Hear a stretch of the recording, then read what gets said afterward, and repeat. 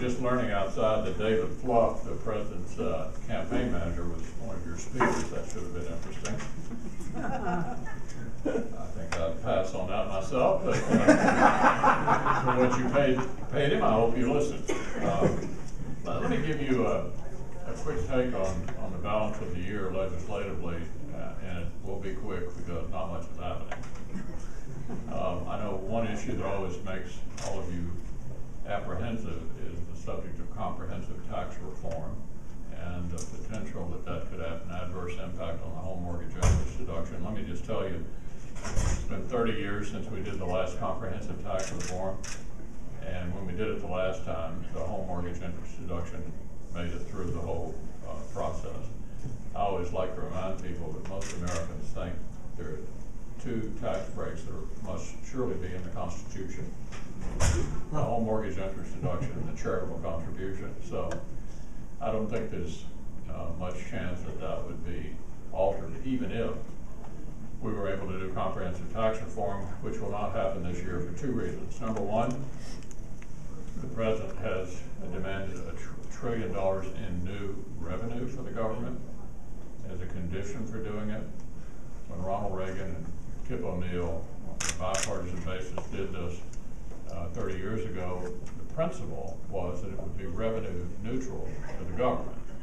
In other words, it's not to get more money for the government, but to make the economy better, which tax reform almost always does, to the extent that you can get the rates down. Unless we had an agreement on revenue neutrality, there wouldn't be a way forward. Now, whether he would shift positions on that or not, I don't know, but tax reform is about making America more competitive, not about getting more revenue for the government. Now, ironically, the last time we lowered the rates in the 80s, the top rate got down to 28 for everybody, for corporations, for pass-throughs, for individuals, and of course the government did get revenue out of it because it produced a spurt of growth.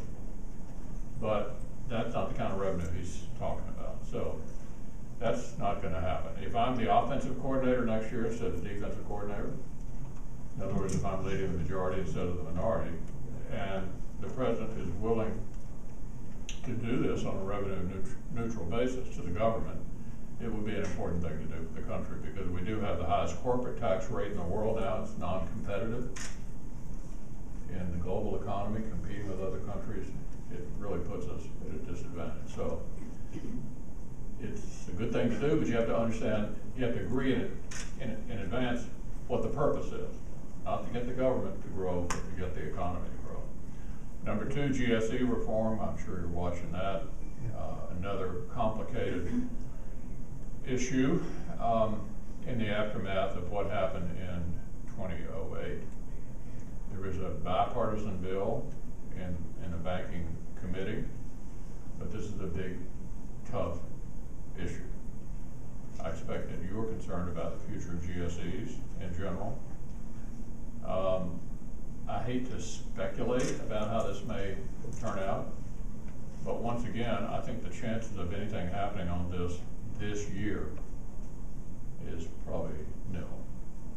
But there is a concern about what happened the last time. What can we do to try to prevent that from happening again? What is the role of the government in all of this? Just how far in the background should the backstop be, if there's to be a backstop at all? And I think on this we have people of all points of view. We have some people who think it's none of the government's business, it ought to be completely out of it. We have other people who kind of like the status quo.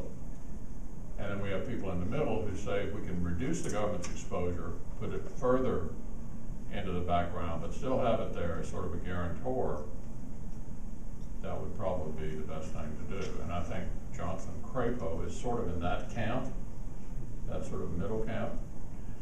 But this is a big, difficult, challenging subject, which brings me back to today's Senate. Nothing's happening. Honestly, nothing is happening. It's the place where bills go to die. We've had difficulty even getting votes on amendments because there is a parliamentary device available only to the majority leader that can prevent everybody else from offering amendments. And he has been employing that tool on a routine basis. So it's been very difficult. It leads me to believe that this is really all about the election this year and not about actually doing anything. So no matter what's on your agenda, the chances of it happening are pretty slim, with one exception: the tax extender package. You heard the term extenders.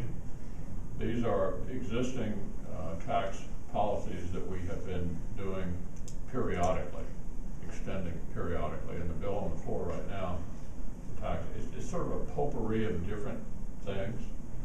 One of the more famous provisions is the research and development tax credit, the R&D tax credit. They're just kind of a potpourri of different tax preferences, frankly, all of which would probably be on the table if you were doing comprehensive tax reform, which we're not. But if you were, all of these would probably have to live or die based upon some kind of judgment about whether or not they needed to survive. And the home mortgage interest deduction would be in that discussion, but in my view would survive any discussion. So in the absence of comprehensive tax reform, I think the chances are that we will do the extender package. I expect there are provisions in there that will benefit your industry. I'm at a loss to say which ones right now, but I expect there are. So that's one tax bill that's likely to pass this year. So that's where we are. Not a very exciting agenda in terms of actually accomplishing things. But if your goal is mainly to be left alone, many Americans say, just please leave me alone, you'll probably be a happy person, at least for the rest of the year. So that basically is my take on things. Welcome to town. It's great to see all of you. And we could have, there are a lot of things, let me just close by saying there are a lot of things that we need to do. Unfortunately, we're not doing them. And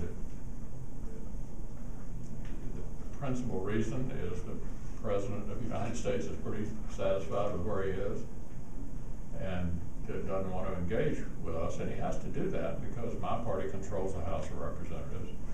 It's better than a 50-50 chance my party will control the Senate next year. Divided government is actually frequently not a bad thing from an American point of view. Obviously, I'd rather have my party have all the government, but you have to deal with the government you have. And I think the President's been reluctant to accept the government he has. And the government he has since 2010 includes a Republican House, a fairly significant Republican minority in the Senate. In other words, he doesn't control it all like he did the first 2 years. And so the only way you can advance the ball in that situation is to deal with the other guys, the people on the other side. And I've been involved in a few discussions where I was pretty proud of the outcome. Even though they have not wanted to do much with us, there have been times when you had to. Either the government was going to shut down or the tax rates were expiring. So let me just mention on taxes. I negotiated with the Vice President the fiscal cliff deal. You probably remember where you were New Year's Eve in 2012. Probably forgot where I was. I was with Joe Biden. Yeah,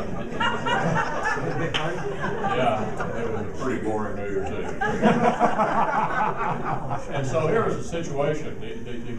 The so-called Bush tax cuts were all expiring.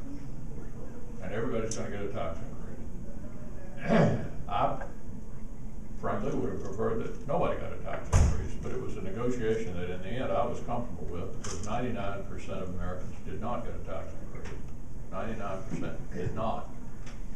And a new provision that I was lobbying heavily for, which may impact some of you, but certainly impact a lot of people you know, is to try to get relief from the death tax. I've always felt the death tax was the worst tax possible.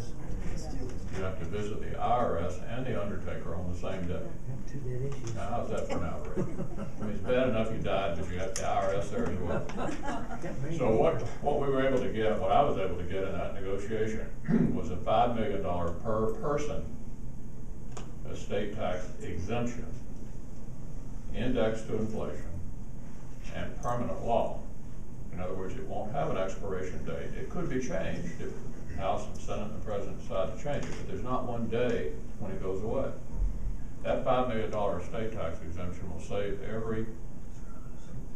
just about every, couple of exceptions, but just about every family farm and small business in Kentucky from having to be sold on date of death in order to try to get the business of the farm down to the next generation. So I've been willing to do some business with these guys, but we have not been able to get them to engage on broader, more comprehensive changes that the country needs.